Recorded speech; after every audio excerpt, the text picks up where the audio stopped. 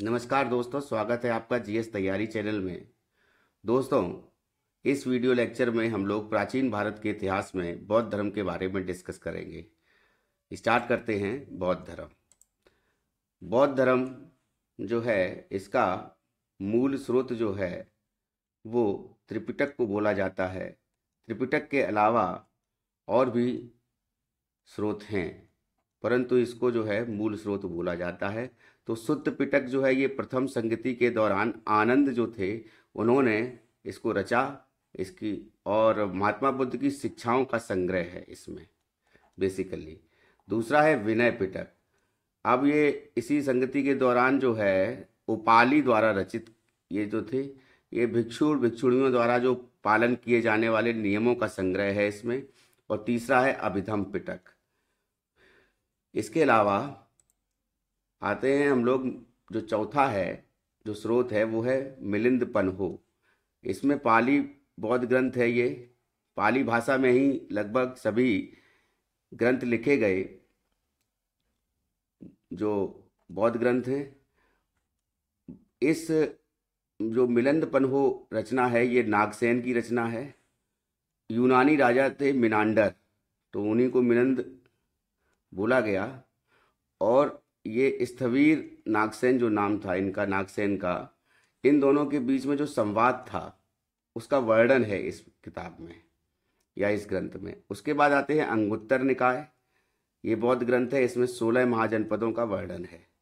तो हमने पिछली क्लास में जैन धर्म के बारे में डिस्कस किया। आप लोग उस वीडियो लेक्चर में देख सकते हैं कि 16 महाजनपदों का वर्णन जो है भगवती सूत्र में बताया था मैंने। तो ये क्वेश्चन आता है कि 16 महाजनपदों का वर्णन जो है आप लोग याद कर लीजिए। एक तो अंगुत्तर निकाय है जो बौद्ध धर्म का ग्रंथ है, और दूसरा जो है भगवती सूत्र है जो जैन ग्रंथ है।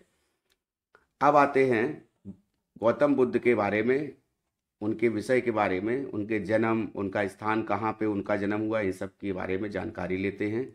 तो 563 ईसा पूर्व में इनका जन्म हुआ कपिल वस्तु में, लुम्बिनी नामक ग्राम में। ये जो है नेपाल में है आपका। बचपन का नाम इनका सिद्धार्थ था। पिता जो थे इनका नाम शुद्धोधन था, जो कपिल वस्तु के शाक्य गण के प्रधान या फिर राजा थे कपिल वस्तु के। माता का नाम महामाया था। माँ की मृत्यु गौतम के जन्म के 7 दिन के बाद हो जाने के कारण इनका पालन पोषण जो है इनकी सौतेली माँ जो थी वो प्रजापति गौतमी थी, उन्होंने किया था। प्रजापति गौतमी ने इनका पालन पोषण किया। पत्नी का नाम यशोधरा था और पुत्र जो था इनका वो राहुल था। मृत्यु जो है वो 483 ईसा पूर्व में इनकी हुई थी। इन्होंने 29 वर्ष की आयु में जो है घर को छोड़ दिया था। तो वैराग्य का कारण क्या था? बिहार में जाते समय सिद्धार्थ ने, इन्होंने, गौतम बुद्ध जी ने वृद्ध को देखा पहले, फिर दूसरी बार में व्याधिग्रस्त मनुष्य यानी कोई बीमार मनुष्य को देखा, उसके बाद तीसरी बार में एक मृतक को देखा, और चौथी बार में एक प्रसन्नचित्त सन्यासी को देखा। तो ये सीक्वेंस याद रखिएगा, ये इंपॉर्टेंट सीक्वेंस है कि एग्जाम में पूछा जाता है कि पहले किसको देखा बाद में किसको देखा, इसको क्रम में लगाएं। ठीक है, तो नेक्स्ट पॉइंट पे आते हैं। तो उक्त घटनाओं ने सिद्धार्थ के हृदय में परिवर्तन कर दिया और 29 वर्ष की आयु में इन्होंने गृह त्याग कर दिया। ऐसा देखकर ज्ञान प्राप्ति इनको बोध गया में हुई, निरंजना नदी के तट पर, या फल्गु नदी भी बोला जाता है। एक पीपल के वृक्ष के नीचे समाधि लगाई इन्होंने, और जब तक ज्ञान प्राप्ति नहीं होगी तब तक ना उठने का प्रण लिया अपने आप में। समाधि के 8वें दिन जो है बैसाख पूर्णिमा की रात को उन्हें बोधि अथवा ज्ञान प्राप्त हो गया और वो अब बुद्ध कहलाए।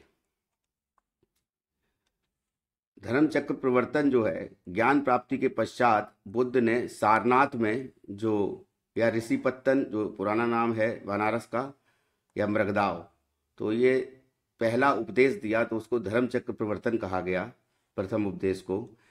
इसे ही धर्म चक्र का पवर्तन या धर्म चक्र प्रवर्तन कहा जाता है। ठीक है, शिक्षाएं क्या क्या हैं बौद्ध धर्म की, इसको देखेंगे। तो महात्मा बुद्ध ने 4 आर्य सत्य का उपदेश दिया। 4 आर्य सत्य उदात्त सच्चाइयाँ जो हैं क्या हैं? पहला दुख है, संसार दुखमय है।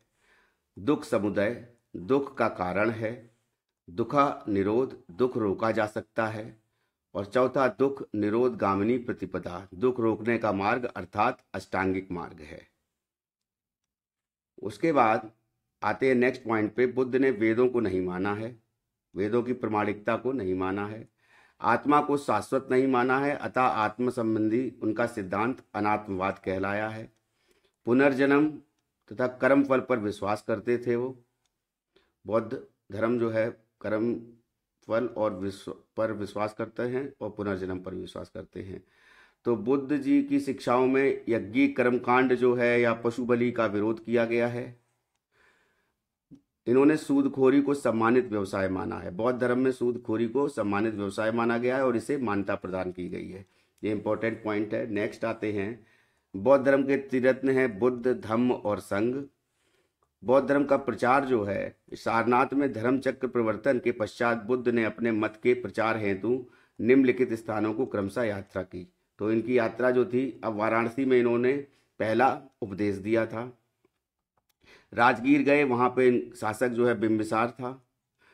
फिर कपिलवस्तु गए, कपिलवस्तु के बाद में ये वैशाली गए। लेकिन कपिलवस्तु में इनका एक चचेरा भाई था देवदत्त। तो बुद्ध के जीवन काल में ही संघ का प्रधान बनने के लिए विद्रोह किया था उसने, और राजगीर में 3 बार बुद्ध की हत्या का प्रयास किया था। तो ये इंपॉर्टेंट पॉइंट है, याद रखिएगा, आता है। अच्छा, बुद्ध जी के गुरु का नाम जो है आता है, जिनसे उन्होंने शिक्षा ली थी ध्यान की, वो थे आलार कालाम। आलार कालाम, तो ये याद रखिएगा, आलार कालाम इनके गुरु का नाम है। वैशाली में लिच्छवी की राजधानी थी, वहाँ गए। उसके बाद कौशाम्बी गए, जिसका शासक जो है उदयन था। पावापुरी में मल्लों की राजधानी थी। यहाँ पर बुद्ध को चंद नामक लोहार ने एक आम्र वाटिका में ठहराया और भोजन में सूकर मद्दव जो है परस दिया, और जो उन्होंने खा करके जो है उनको अतिसार या फूड पॉइजनिंग, अतिसार को बोलते हैं फूड पॉइजनिंग, उनको हो गया था। इस स्थिति में बुद्ध जो है हिरण्यवती नदी को उसके बाद उन्होंने पार करके जो है कुशीनगर पहुंच गए। कुशीनगर में यहाँ मल्लों के सालवन में विश्राम किया और श्रमण सुभद्र, श्रमण को दीक्षित किया। तो ये अंतिम उपदेश जो है श्रमण सुभद्र को दिया। ये क्वेश्चन जो है यूपीपीसीएस में भी आ चुका है 2019 में प्री में, और अन्य एग्जाम में भी आने की इसकी संभावना बनी रहती है कि अंतिम उपदेश जो है किसको दिया था महात्मा बुद्ध ने। तो सुभद्र को दिया और उनका देहावसान या महापरिनिर्वाण बोला गया वहीं पे हो गया। बुद्ध ने सबसे ज़्यादा वर्षावास या सबसे ज़्यादा समय जो है श्रावस्ती में बिताया था, ये याद रखिएगा। यहाँ पर इस पॉइंट को नहीं लिखा गया है, तो ये याद रखिएगा, श्रावस्ती में सबसे ज़्यादा समय बिताया था बुद्ध ने। नेक्स्ट है, बौद्ध धर्म के प्रचार में 4 बौद्ध संगतियाँ होती हैं। अब वो 4 बौद्ध संगतियों के बारे में हम लोग जानते हैं। तो प्रथम बौद्ध संगति जो है, ये बुद्ध की मृत्यु के तुरंत बाद या तत्काल बाद 483 ईसा पूर्व में होती है। स्थान जो है राजगीर की सप्तपर्णी गुफा है, बिहार में। शासनकाल अजातशत्रु के काल में अजातशत्रु ने कराई और अध्यक्षता इसकी महाकश्यप ने की थी। उसके बाद द्वितीय बौद्ध संगति जो है बुद्ध की मृत्यु के 100 वर्ष बाद 383 ईसा पूर्व में वैशाली में हुई, कालाशोक के शासनकाल में, जिसकी अध्यक्षता सर्वकामी ने की थी। उसके बाद आते हैं तृतीय बौद्ध संगति जो 250 ईसा पूर्व में हुई। ये जो है अशोक ने करवाई थी पाटलिपुत्र में, और इसकी अध्यक्षता जो है मोगलीपुत्र तिस्य ने करी थी। उसके बाद आते हैं चतुर्थ बौद्ध संगति। ये प्रथम शताब्दी ईस्वी में हुई, कुंडलवन कश्मीर में है। ये कुंडलवन कश्मीर में, और ये जो है ये बिहार, इधर गलत लिखा है। तो शासनकाल जो है इसका किसके शासनकाल में? कनिष्क के शासनकाल में हुई। ठीक है, अध्यक्षता किसने करी थी? ये वसुमित्र, और उपाध्यक्ष कौन थे? अश्वघोष। उसके बाद आते हैं सबसे प्राचीन बौद्ध स्तूप जो है नेपाल की सीमा पर पिपरहवा है। तो सबसे पुराना बौद्ध स्तूप जो है पिपरहवा है, ये उत्तर प्रदेश के सिद्धार्थनगर जिले में है। धर्मराज का स्तूप है, ये बनारस में सारनाथ के पास है। इसको अशोक ने बनवाया था, जो बनारस में है, सारनाथ में। उसके बाद भरहुत स्तूप है, ये सूंग काल में निर्मित था, पुष्यमित्र सूंग के काल में। सूंग काल में ही बोध गया में भी स्तूप और उनकी रेलिंग जो है निर्मित कराई थी। सांची का स्तूप है, इसको जो है 3वीं सदी में अशोक ने ही निर्मित करवाया था। तो ये कुछ स्तूप थे जो इम्पोर्टेंट थे, जिनके बारे में जानना हम लोग को जरूरी था। तो बौद्ध धर्म में जो है इतना ही। दोस्तों, ये जो गूगल प्ले पर आप हमारा जीएस तैयारी ऐप है, इसको आप डाउनलोड कर लीजिए। इसमें जो है आप लोग को जो है कोर्सेज जो है इसमें अवेलेबल हैं, जिसमें स्टडी मटेरियल भी है और टेस्ट सीरीज़ है। यूट्यूब चैनल है हमारा, इसको सब्सक्राइब कर लीजिए जीएस तैयारी को। बेल आइकन दबा दीजिए ताकि नेक्स्ट वीडियो जो हो वो अपलोड हो तो आपको नॉलेज इसकी जानकारी हो जाए। टेलीग्राम चैनल आप हम लोग ज्वाइन कर सकते हैं, जीएस तैयारी का अवेलेबल है। और इंस्टाग्राम और फेसबुक पर भी जीएस तैयारी जो है अवेलेबल है ग्रुप के माध्यम से। तो फिलहाल इस लेक्चर में इतना ही।